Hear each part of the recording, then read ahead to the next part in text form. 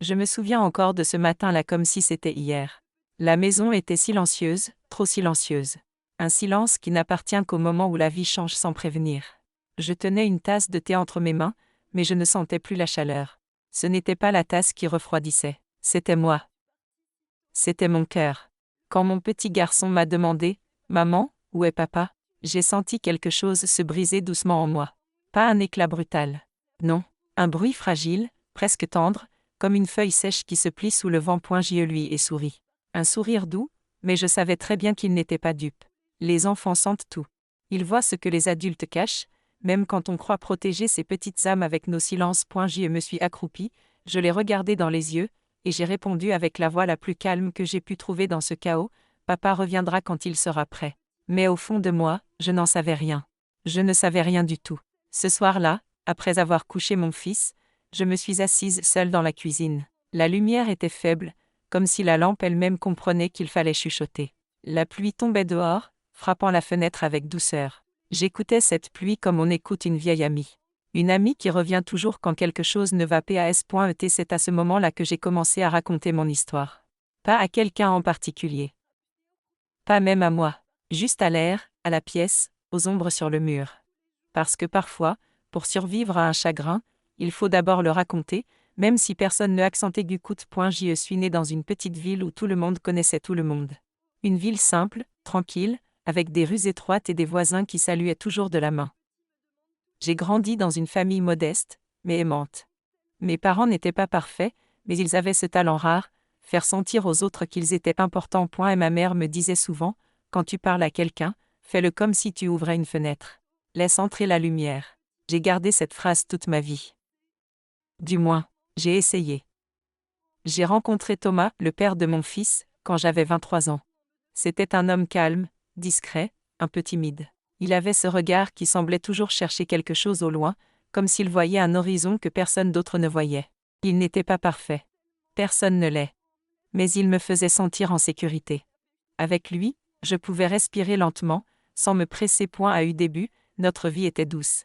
Une petite maison. Un petit jardin. Des rires dans le salon. Des repas simples mais heureux. Nous avions nos soucis, bien sûr. L'argent manquait parfois. Le temps aussi. Mais on avançait. On se tenait la main dans cette marche un peu chancelante qu'on appelle la vie. Et puis, un jour, j'ai appris que j'étais enceinte. Je me rappelle encore quand je lui ai annoncé la nouvelle.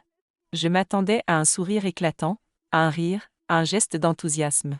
Mais Thomas était resté silencieux, comme si ses pensées prenaient un long détour avant de revenir à lui. « C'est une belle nouvelle », avait-il murmuré. Ce n'était pas une réaction mauvaise. Juste pas celle que j'espérais. Mais je m'étais dit qu'il avait besoin de temps. Et puis, il avait fini par être un père tendre, du moins pendant un moment.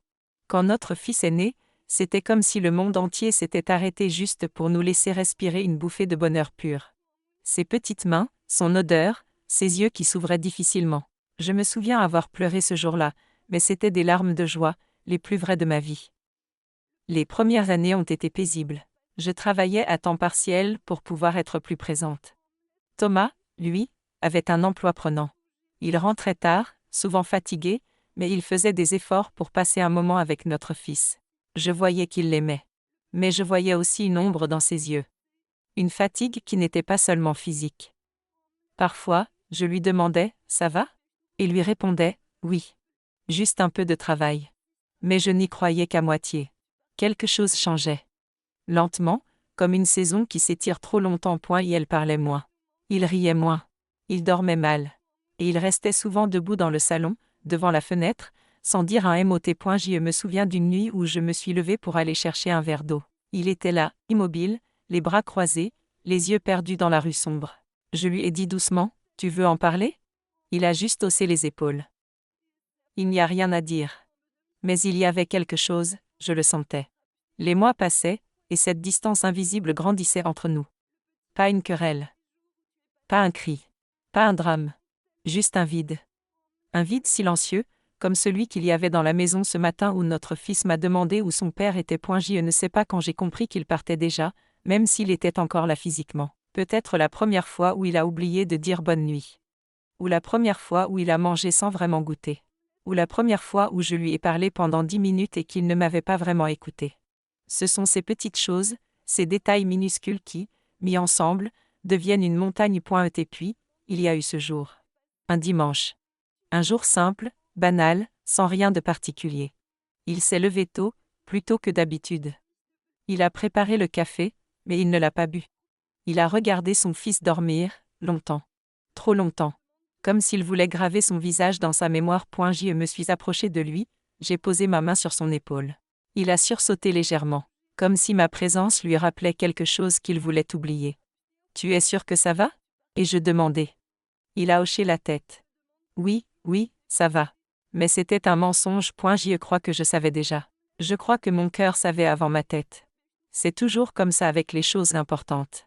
Ce soir-là, après avoir couché notre fils, il m'a dit qu'il allait prendre l'air. Cette petite phrase si banale. Elle m'a frappée comme une vague froide. Et elle n'est jamais revenue. Et la première nuit, j'ai cru à un accident. La deuxième, j'ai cru à un besoin d'espace. La troisième, j'ai commencé à comprendre. Il était parti. Vraiment parti. Je n'ai pas crié. Je n'ai pas pleuré tout de suite. Je me suis juste assise dans le salon, dans le noir, en écoutant ma respiration trembler. Je ne savais pas encore que son absence allait me suivre comme une ombre pendant des mois. Et maintenant. Me voilà ici, assise dans ma cuisine, le regard perdu dans une tasse de thé froide, alors que mon fils me demande où est son père. J'ai inspiré profondément, j'ai senti mes mains trembler légèrement, et j'ai compris qu'il était temps de raconter. Temps de mettre des mots sur ce silence. Temps de rendre cette histoire réelle pour que je puisse, peut-être, un jour, la laisser partir. Parce que pour avancer, il faut d'abord accepter ce qui nous a brisés. Et moi, je commençais seulement à ouvrir les yeux sur ce qui s'était vraiment passé. Après le départ de Thomas, les jours ont commencé à se mélanger entre eux. Au début, je croyais que c'était une sorte de pause. Comme une parenthèse. Une parenthèse un peu douloureuse, certes, mais temporaire. Je pensais qu'il allait revenir, qu'il allait passer cette porte avec son air fatigué, qu'il allait laisser tomber son sac dans le couloir et dire « Je suis désolé, parlons ». Mais les jours passaient, et rien ne changeait. Chaque matin, je me réveillais avec ce petit pincement dans la poitrine. Un pincement discret, mais constant. Le genre de douleur qui ne fait pas crier mais qui vous accompagne partout. Dans la cuisine, dans la salle de bain, dans le silence avant de dormir. J'essayais de rester forte pour mon fils. Je me disais que je n'avais pas le droit de m'effondrer. Alors, je continuais. Je préparais le petit déjeuner. Je l'aidais à mettre ses chaussures. Je l'accompagnais à l'école. Je souriais aux autres parents et je rentrais à la maison. Vide. Le soir, je prenais mon téléphone et je regardais les messages. Rien. Puis je regardais les appels manqués. Toujours rien. Je tapais parfois son prénom dans la barre de recherche, comme si cela allait faire surgir quelque chose. Mais il n'y avait rien. Juste moi et mon silence. Un mois passa, puis 2. Puis 3. C'est dans cette période que les petites fissures de ma vie ont commencé à s'ouvrir plus largement. Et la solitude.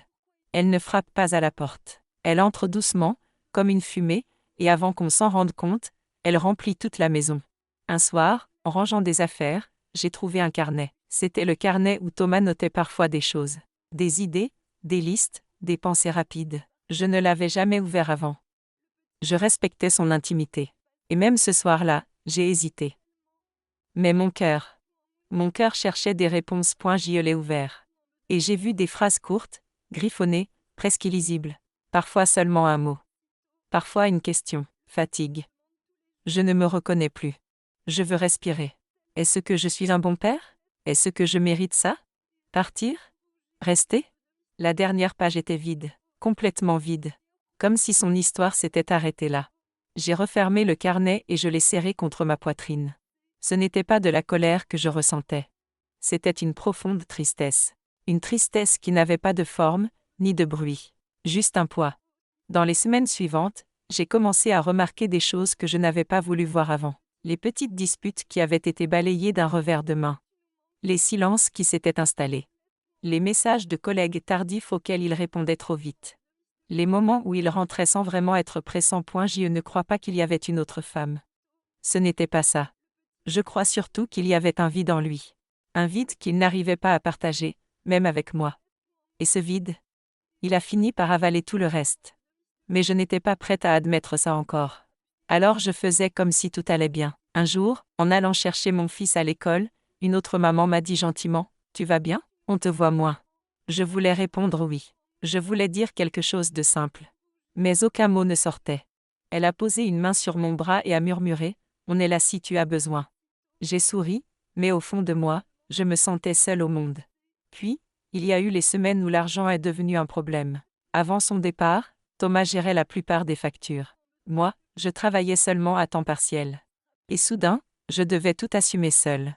Les factures d'électricité, le loyer, les courses, les vêtements de mon fils, les imprévus. Tout s'empilait comme une montagne que je devais grimper chaque jour. Je me souviens d'un soir particulièrement difficile. J'étais assise par terre dans le salon, les papiers étalés autour de moi.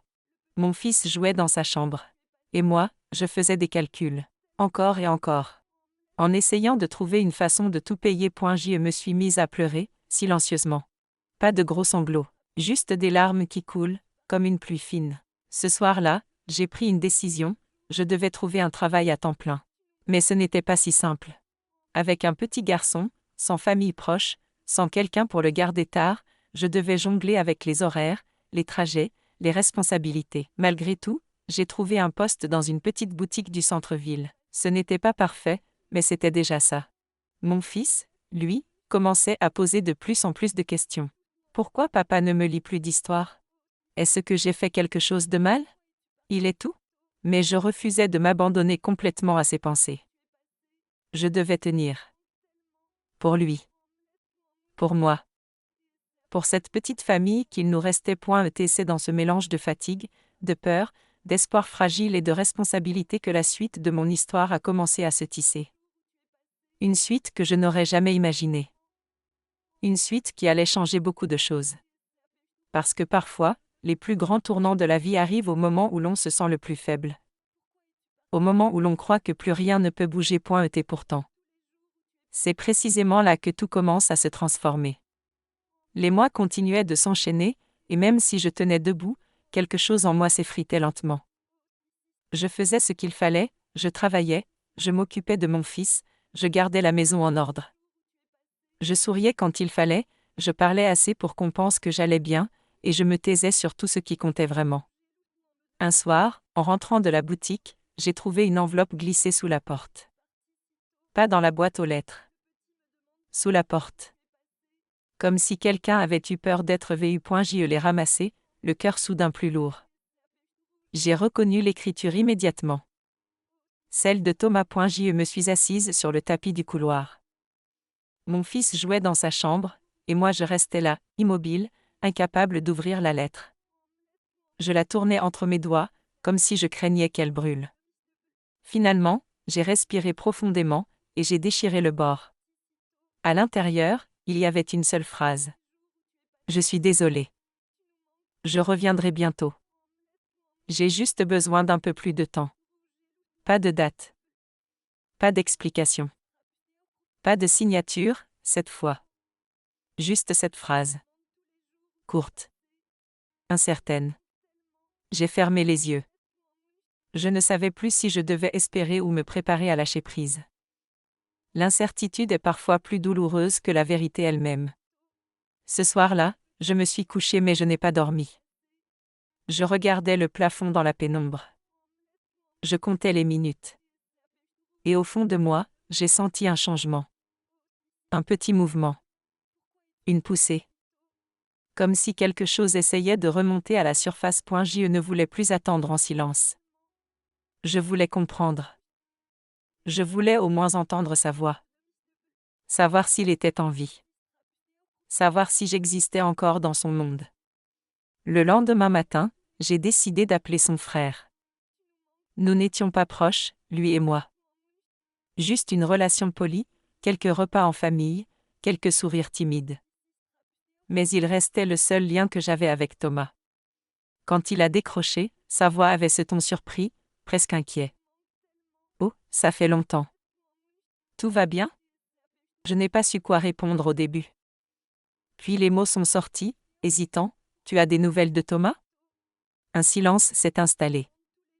Un silence lourd. Un silence qui voulait déjà dire quelque chose. « Pas vraiment », a-t-il fini par murmurer. « Pas vraiment ?» Il Il ne parle pas beaucoup. Il envoie parfois un message. Rien de clair. Mon cœur s'est serré. Alors même sa famille ne savait pas. Même eux étaient dans cette brume. Il t'a dit où il est? Non. Il dit juste qu'il a besoin de temps. Je suis désolée. Je sais que c'est difficile pour toi. Pour vous deux. J'ai voulu demander plus, mais je sentais que je n'obtiendrais rien. Pas par manque de bonne volonté. Mais parce que lui aussi était perdu. J'ai remercié, j'ai raccroché, et je suis restée là avec mon téléphone dans la main. Et c'est à ce moment-là que le tournant a commencé. Pas un grand geste. Pas un événement spectaculaire. Juste une seule pensée, claire, nette, comme une lumière qui s'allume dans une pièce sombre: je ne peux pas continuer à vivre en attendant quelqu'un qui ne sait pas s'il reviendra. Cette pensée, simple mais vraie, s'est installée en moi comme une racine. Et tout a commencé à changer autour. Un matin, en prenant mon fils par la main pour l'accompagner à l'école, il m'a demandé d'une petite voix: Maman, tu crois que papa pense encore à moi? Je me suis arrêtée. Le vent soufflait doucement, balayant quelques feuilles sur le trottoir. Je me suis accroupie pour être à sa hauteur. Oui, mon cœur. Je suis sûre qu'il pense à toi. Je suis sûre qu'il t'aime. Il m'a regardée avec ses yeux qui contenaient déjà plus de questions que son âge ne le permettait. Alors pourquoi il ne vient pas? Je n'ai pas menti. Je n'ai pas inventé une histoire. Je n'ai pas accusé son père non plus. J'ai dit simplement: papa traverse quelque chose de difficile. Parfois, les adultes ne savent pas comment demander de l'aide. Mais ce n'est pas ta faute. Jamais. Il a hoché la tête doucement. Et je l'ai serré contre moi. Quand je suis retournée à la maison, j'ai senti mes épaules s'alléger. Comme si dire ces mots m'avait libérée d'un poids que je portais depuis trop longtemps.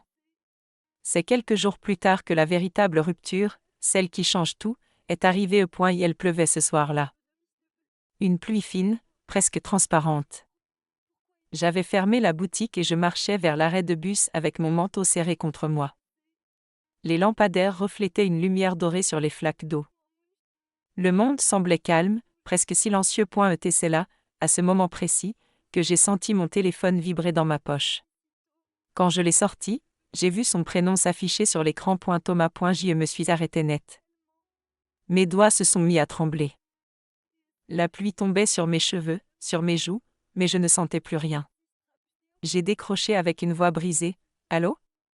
Un silence. Puis une respiration. La sienne. Une respiration que je connaissais trop bien. Je suis désolée, a-t-il soufflé. Je n'ai pas su répondre. Les mots ne venaient pas. Pas par colère. Mais parce qu'entendre sa voix réveillait trop de choses. Je ne sais pas quoi dire, et je murmurais. Je comprends. Sa voix était différente. Fatiguée. Hésitante. Comme celle d'un homme qui avait marché trop longtemps. Où es-tu? Et je demandais. Un long silence. Loin. Tu vas revenir? Un autre silence. Plus lourd. Plus profond. Je ne sais pas si je peux. Ces mots-là. Ils ont glissé dans ma poitrine comme une pierre froide. J'ai fermé les yeux. Je sentais la pluie couler le long de mon visage. Notre fils te demande, et je dis. Je sais. Il t'attend. Je sais, et c'est ça qui me fait le plus mal. Je ne comprenais plus rien. Mais j'ai senti une chose: il souffrait. Vraiment. Pourquoi tu es parti, Thomas? Sa respiration s'est accélérée.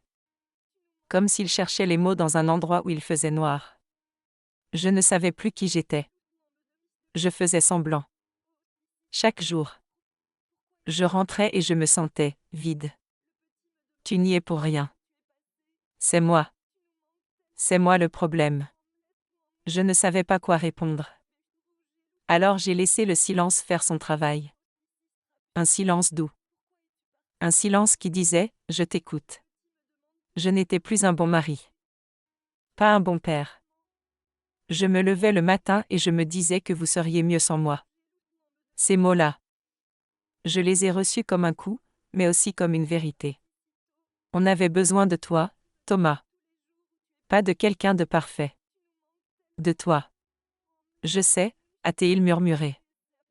Mais à ce moment-là, je ne pouvais plus rester. Nous avons parlé comme ça. Sous la pluie. Au bord d'un trottoir. Deux voix perdues dans la nuit. Et elle m'a dit qu'il avait traversé une période sombre, très sombre. Qu'il avait peur. Qu'il ne voulait pas entraîner notre fils dans son mal-être. Qu'il avait naïvement pensé qu'il allait revenir vite, puis que les jours s'étaient transformés en semaines. Puis en moi. Moi, je l'écoutais. Je respirais lentement, pour ne pas m'effondrer. Quand il a finalement dit « Je suis désolé, tellement désolé », j'ai senti que quelque chose se déchirait en moi, mais pas de la colère. C'était autre chose. Une reconnaissance triste. Comme quand on comprend enfin un puzzle qui nous échappait. Tu ne pouvais pas me dire tout ça avant de partir ? Et je demandais doucement. Je n'avais pas les mots. Et maintenant ? J'essaie. Je ne sais pas si je réussirai, mais j'essaie. Le bus arrivait au loin, ses phares éclairant la rue. Tu vas revenir ? Et je répétais. Il a répondu la phrase qui allait changer tout le reste, je reviendrai quand je serai quelqu'un de meilleur pour vous deux. Ce n'était pas la réponse que j'espérais.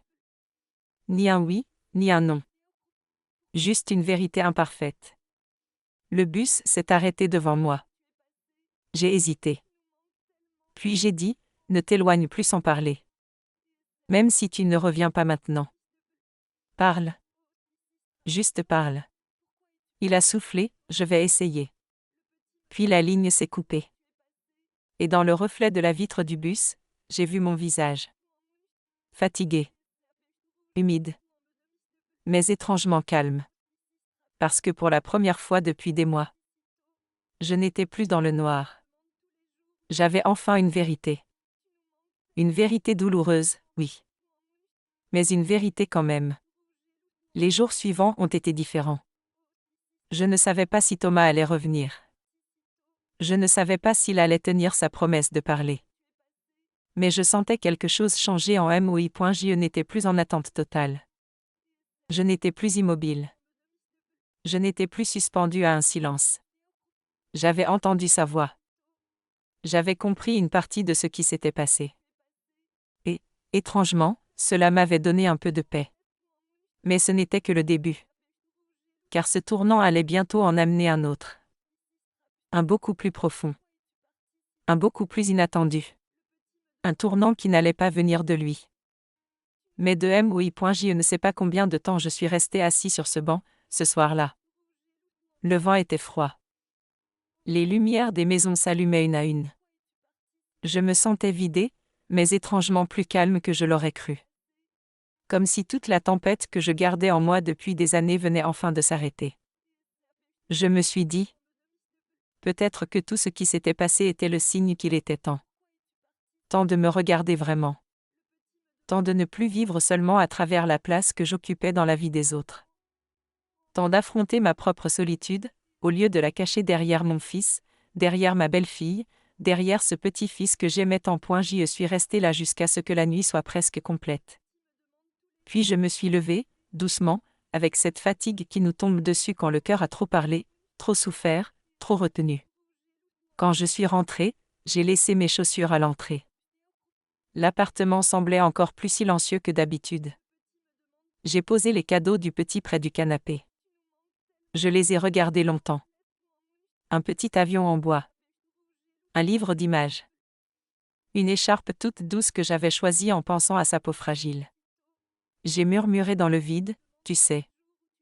Papy t'aime toujours autant. Et ma voix était faible, presque tremblante. Je me suis assis à table. Je n'ai pas allumé la télévision. Je n'ai rien fait, en réalité.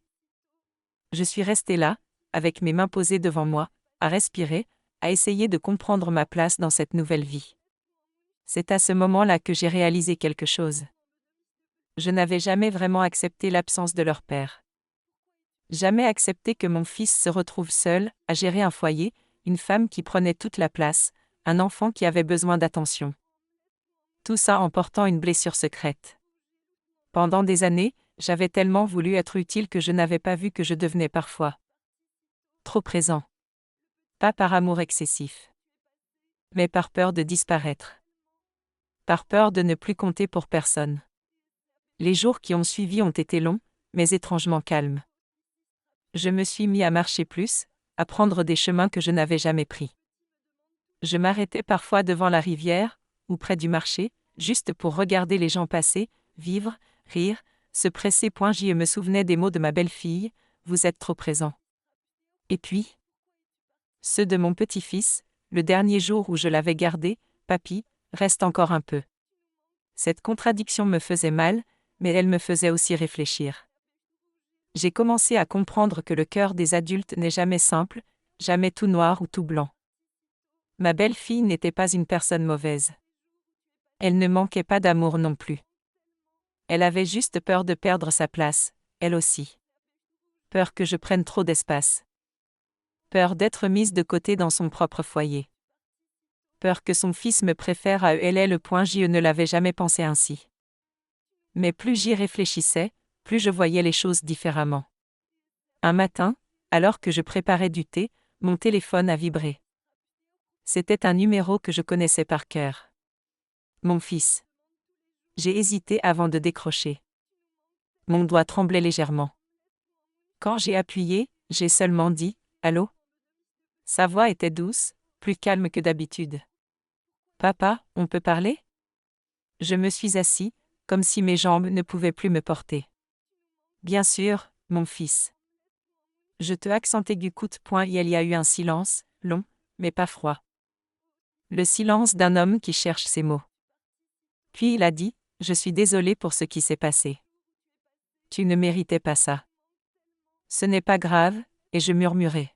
« Si, papa. C'est grave. J'aurais dû être là. J'aurais dû parler avant qu'elle ne le fasse. » Je lui ai répondu doucement, « Tu as ta vie, mon fils.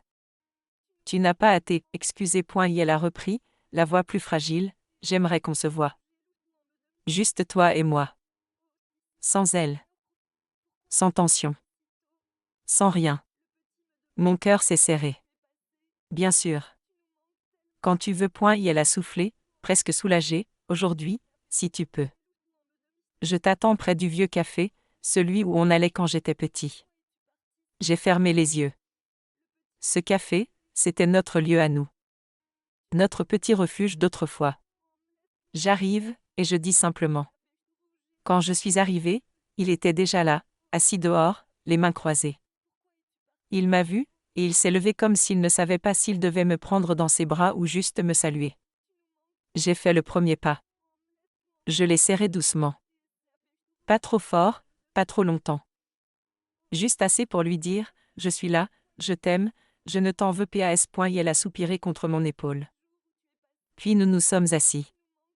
Le café sentait comme avant. Le bois, le sucre chaud, les souvenirs. « Papa, a-t-il commencé, la tête baissée. »« Oui. Je veux que tu saches une chose. Je n'ai jamais voulu que tu te sentes de trop. Jamais. Je sais. Elle a ses peurs, tu vois. Ses limites. Elle gère tout à sa manière. Parfois durement. Je comprends. Mais moi j'ai besoin de toi. Et le petit aussi. » J'ai serré ma tasse. L'émotion me montait à la gorge. Je n'ai jamais voulu m'imposer, et je chuchotais. Tu ne t'imposes pas. C'est ça que je veux que tu comprennes. Tu es mon père. Tu fais partie de notre vie, même quand c'est compliqué. Puis il a ajouté, en me regardant droit dans les yeux, « Je t'aime, papa. Et je suis désolé de ne pas te l'avoir dit plus souvent. » Je n'ai pas pu répondre. J'ai souri. Un de ces sourires qui viennent du cœur et qui disent 1000 choses à la fois. Les semaines suivantes ont été différentes. Je ne suis pas retournée chez eux tout de suite. Nous avons d'abord pris le temps, mon fils et moi. Parfois nous marchions ensemble. Parfois nous prenions un café. Parfois nous parlions de tout, de rien, du passé, de l'avenir. Et puis un jour, il m'a demandé, ça te dirait de revoir le petit? Juste au parc, pour commencer? J'ai senti mon cœur battre un peu plus vite. Oui, bien sûr.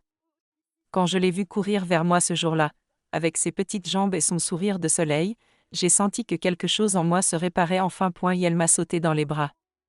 Papille, tu m'as manqué. J'ai fermé les yeux. J'ai respiré son odeur de savon et de chocolat. Et j'ai murmuré, toi aussi, mon petit. Toi aussi. Et sa mère n'était pas là ce jour-là. Et ce n'était pas plus mal. Nous ne pouvions pas forcer les choses. Elle devait se réparer doucement, au rythme du temps. Un mois plus tard, alors que je lisais chez moi, on a frappé à ma porte. Quand j'ai ouvert, j'ai été surpris. C'était le ma belle-fille. Debout, un peu raide, les mains serrées. Bonjour, et je dis calmement. Bonjour, a-t-elle répondu. Et il y a eu un silence. Elle semblait chercher du courage. Je peux entrer? Bien sûr. Elle s'est assise au bord du canapé, comme si elle n'osait pas s'installer vraiment. Je voulais m'excuser, a-t-elle murmuré. Je suis restée immobile. Pas pour la juger. Juste pour la laisser parler. Ce jour-là, je n'aurais pas dû vous parler comme ça. J'étais fatiguée. Stressée. Je me sentais dépassée. Et j'ai eu peur. Je l'ai regardée doucement. Peur de quoi? Elle a baissé les yeux. Peur que le petit vous aime plus que moi. Peur d'être une mauvaise mère. Peur de perdre ma place. J'ai grandi dans une famille où les adultes étaient compliqués. J'ai toujours peur qu'on m'enlève ce que j'aime. Ces mots étaient sincères. Brut. Fragile. Je lui ai pris la main, doucement, sans forcer. Je n'ai jamais voulu prendre ta place. Et je ne veux pas que tu te sentes menacée par moi. Je le sais maintenant, a-t-elle soufflé. Elle a essuyé une larme. Je voudrais qu'on essaie de repartir sur de meilleures bases. Pas parfaite. Juste. Plus douce. J'ai souri. Ça me va. Merci, a-t-elle murmuré. Ce simple mot, dit avec une voix tremblante, valait bien plus qu'une longue explication. Petit à petit, nous avons trouvé un rythme. Je passais du temps avec mon petit-fils au parc, ou chez moi. Parfois je venais chez eux, mais moins souvent, et seulement quand on me le proposait clairement. Il n'y avait plus de tension dans l'air. Juste une prudence, douce, consciente, respectueuse. J'y parlais davantage avec ma belle-fille. Pas de choses lourdes. Juste des gestes simples, humains. Un thé partagé. Une question sur la santé du petit. Une aide pour monter un meuble ou arroser les plantes. Était à chaque fois. Je sentais qu'un petit bout de confiance revenait. Un soir, alors que je partais, elle m'a dit « Merci pour tout ce que vous faites. » Je sais que je ne le dis pas souvent. C'est normal. On est une famille, et je répondis simplement.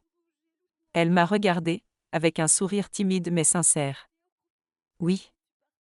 Une famille. Ce mot m'a réchauffé plus que je ne saurais l'expliquer.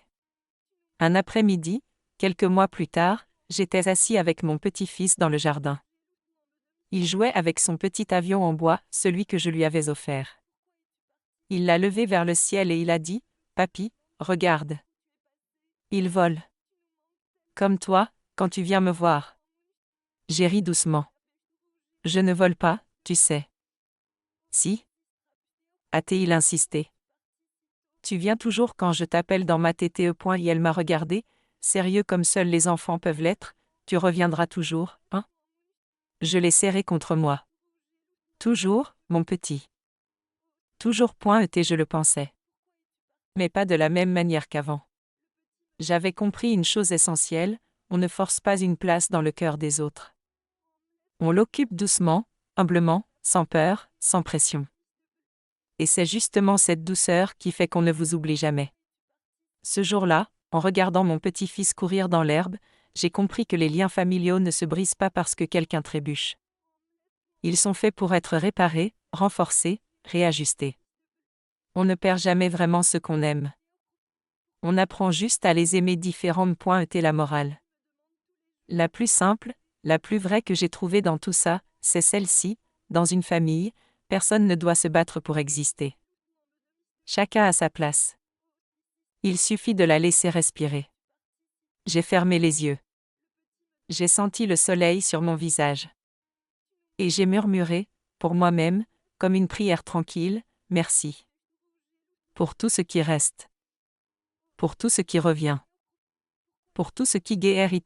J'ai laissé le vent emporter doucement mes mots.